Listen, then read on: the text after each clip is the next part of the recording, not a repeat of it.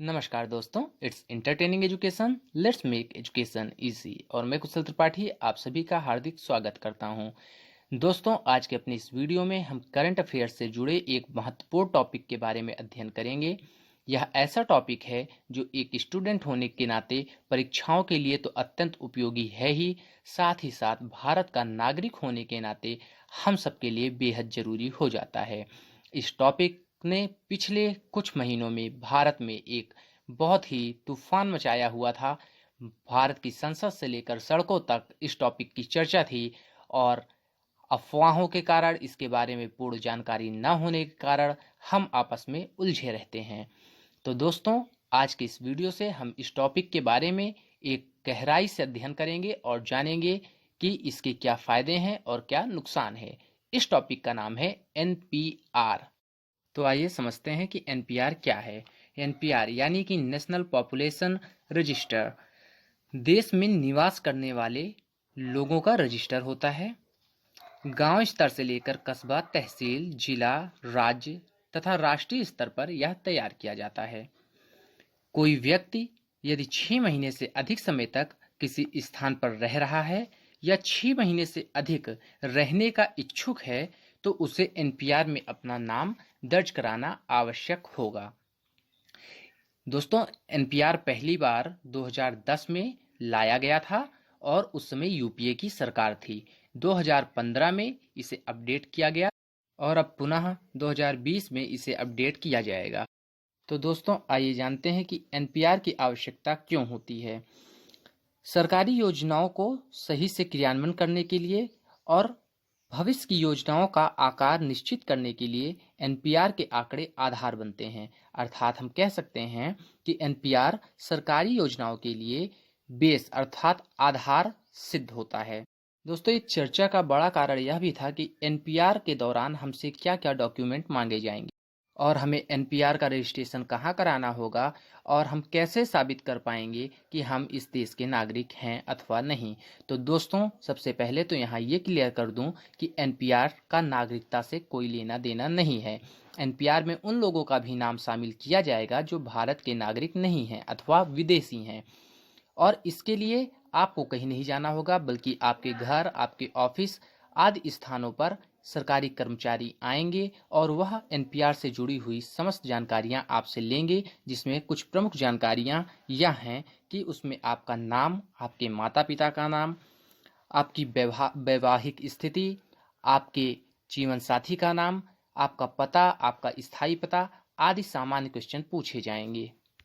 NPR को लागू करने को लेकर सरकार ने 2 चरणों में इसकी तैयारी की थी।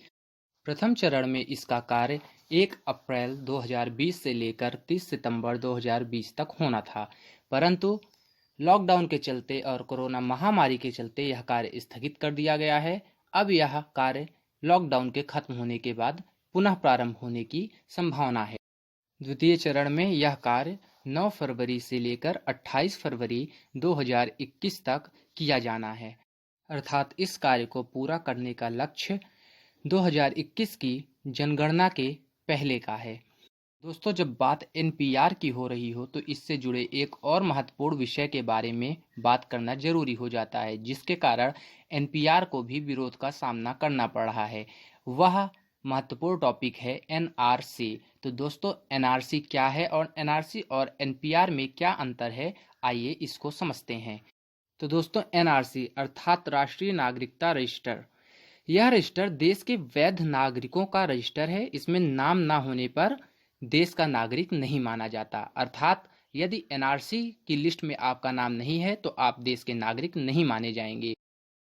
यह भारतीय नागरिकता अधिनियम 1955 तथा भारतीय नागरिकता संशोधन अधिनियम 2003 के आधार पर यह लिस्ट बनाई जाएगी। दोस्तों, एनपीआर एक जनसंख्या रजिस्टर है जो भारत में निवास करने वाले प्रत्येक व्यक्ति, चाहे वह भारत का हो अथवा वह विदेशी हो, सभी का रिकॉर्ड इसमें शामिल किया जाएगा। और साथ ही महत्वपूर्ण बात यह है कि एनपीआर में यदि किसी व्यक्ति का नाम नहीं है तो उस पर कोई भी वैधानिक कार्रवाई नहीं की जाएगी। यह सरकार की योजनाओं को बनाने के लिए काम में लिया जाएगा और साथ ही साथ एनपीआर में ऐसे सभी व्यक्ति जो 6 महीने से भारत में निवास कर रहे हैं अथवा जिनके 6 महीने से अधिक भारत में निवास करने की संभावना है, उन सभी का नाम जोड़ा जाएगा। तो दोस्तों आइए अब समझते हैं कि एनपीआर का विरोध क्यों हो रहा था। इसका पहला कारण यह था कि लोगों को जानकारी का अभाव था कि एनआरसी क्या है, एनपीआर क्या है, दोनों में क्या समानताएं हैं और क्या विषमताएं हैं। तो दोस्तों जैसा कि सरकार ने इस चीज़ को स्पष्ट भी किया है कि एनआरसी का और एनपीआर का कोई लेना देना आपस में नहीं है, दोनों एक दूसरे से पूर्णतः अलग हैं तथा यह भारत की नागरिकता का आधार नहीं माना जाएगा। तो दोस्तों उम्मीद करते हैं कि आपको हमारे द्वारा बताई गई एनआरसी और एनपीआर के बीच का अंतर समझ आया होगा। यदि आपको यह वीडियो अच्छी लगती है तो वीडियो को लाइक करें, कमेंट करें और कमेंट के माध्यम से हमें बताएं कि आपको यह वीडियो कैसी लगी। साथ ही साथ चैनल को शेयर करें और अपनी राय हमें ज़रूर देते रहें, जिससे हम आगे आपके लिए और बेहतर वीडियो बना सकें। बहुत बहुत